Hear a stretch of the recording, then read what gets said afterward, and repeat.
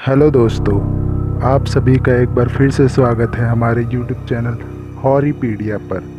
पिछली वीडियो पर मिले बेहतर रिस्पांस से आज मैं आप सभी के लिए एक बेहद नई और डरावनी कहानी लेकर आया हूँ। उम्मीद करता हूँ आपको वीडियो पसंद आएगी, तो वीडियो को पूरा देखें और बने रहे हमारे साथ। दोस्तों, ये उन दिनों की बात है जब मैं गर्मियों की छुट्टी मनाने अपने गांव गया था।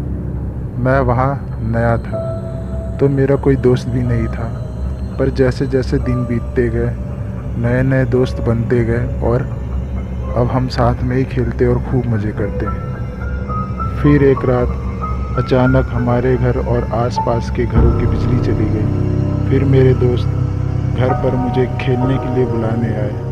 अंधेरा हो चुका था, इसलिए हमने हाइड एंड सीक खेलने का फैसला किया। तो हम सब बाहर चले गए। खेलते खेलते कुछ समय बीत जाने के बाद अब मेरी बारी आई सबको ढूंढने की। तो सभी अलग अलग जगह जाकर छुप गए।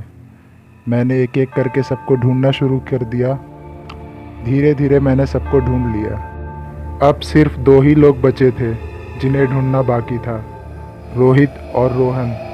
थोड़ी ही देर में मैंने रोहन को भी ढूंढ लिया। इतने में बिजली भी आ गई। हमने फैसला किया अब हम घर चलते हैं। तभी हमने रोहित को आवाज़ लगाई, बाहर आओ, खेल ख़त्म हो गया और हम घर जा रहे हैं। पर रोहित नहीं दिखा। फिर हमें उसकी फ़िक्र होने लगी, तो हम सब उसे ढूंढने लगे। हम 4 लोग थे, तो हम दो दो के ग्रुप में अलग अलग होकर अलग अलग दिशा में ढूंढने लगे। हमारे घर से कुछ ही दूरी पर एक सड़क थी, तो हमने वहाँ भी उसे ढूंढा, पर वो नहीं मिला।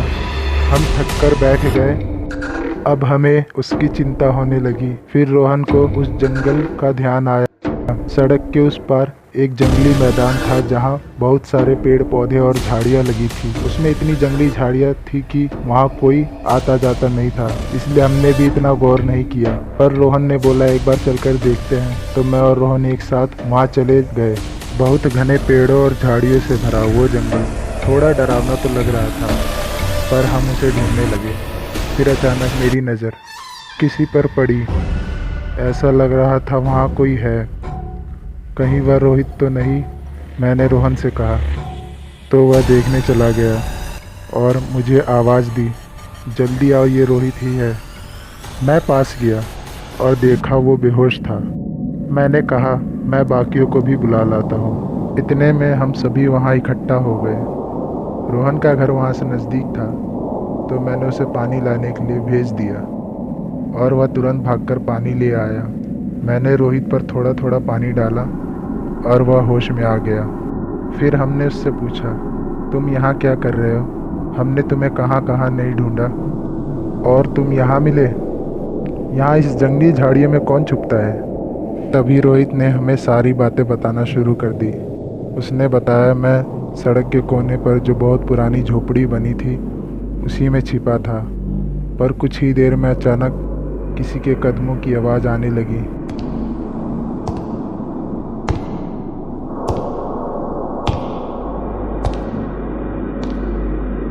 मानो कोई मेरी ओर चला आ रहा हो।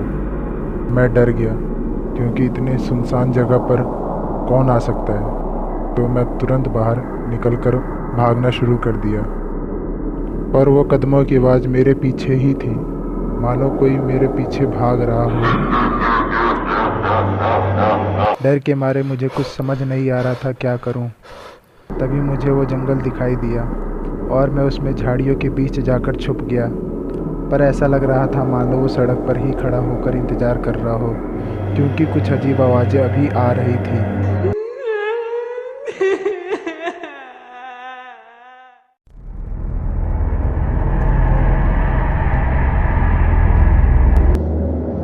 तभी अचानक वो हुआ जिस पर विश्वास कर पाना बहुत ही मुश्किल है। मेरे सामने वाले पेड़ के पीछे से एक चमचमाती रोशनी के साथ कोई निकलता हुआ दिखाई दिया और मैं बेहोश हो गया।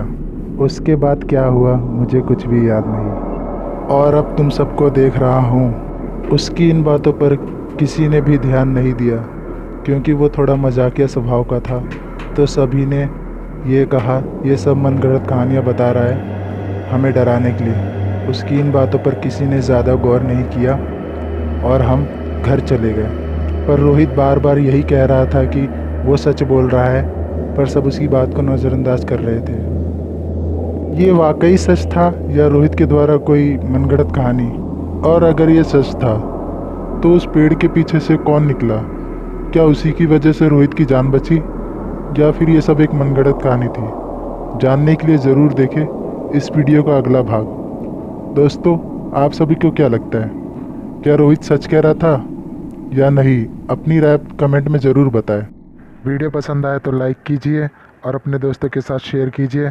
कमेंट करना ना भूलें और चैनल पर नए हैं तो सब्सक्राइब तो ज़रूर कीजिए और साथ ही बेल आइकन को भी दबा दीजिए।